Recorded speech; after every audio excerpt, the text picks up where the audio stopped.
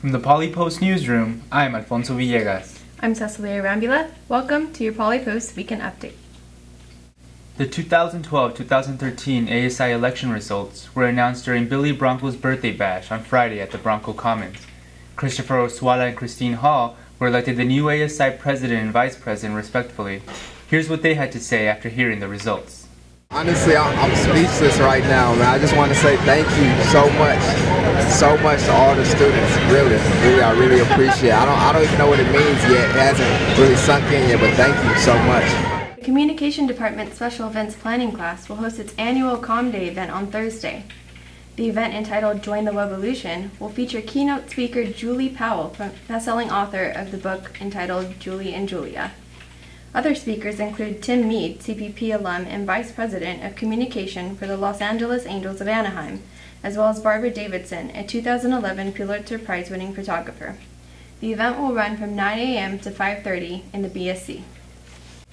Anchorwoman Laura Diaz will be speaking at the 16th annual Isla Solis Scholarship Dinner on Thursday. Diaz has been part of the CBS News team for the past 9 years and has just started a position at the Fox LA Weekend News broadcast. Temple Grandin, Doctor of Animal Science and professor at Colorado State University, visited Cal Poly Pomona on Thursday in celebration of Disability Awareness Week.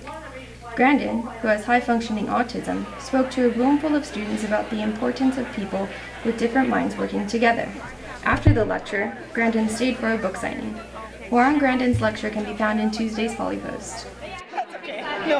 Cal Poly Pomona theater professor Bernardo Solano will be profiled in this week's issue of the Poly Post. Solano has been part of the theater department for the past 10 years and helped organize 6 plays each year. The 9th annual Songwriter Showcase was held in the recital hall on Thursday. Students auditioned in February and worked together since then to put the production together. Video and more details on the event can be found on the Poly Post website.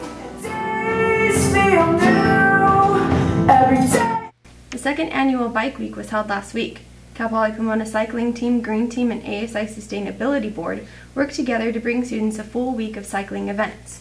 Participants joined in on a tour of the campus, a 12-mile bike to Laverne, and viewings of cycling-related films. More on Bike Week can be found in Tuesday's Poly Post. Sophomore track and field athlete Heather Corder will be profiled in this week's issue of the Poly Post. Corder was recently awarded the 2012 All Regions Honors. Track and field's Jacob Devers and Tiffany Din have qualified for the national championships to be held from Thursday to Saturday in Colorado. This is the 2nd nationals for both Devers and Din. A wrap-up of the entire track and field team's season will be in Tuesday's Poly Post. And that concludes this edition of the Poly Post Weekend Update. Again, I'm Alfonso Villegas. And I'm Cecily and Alfonso, signing off for the Poly Post.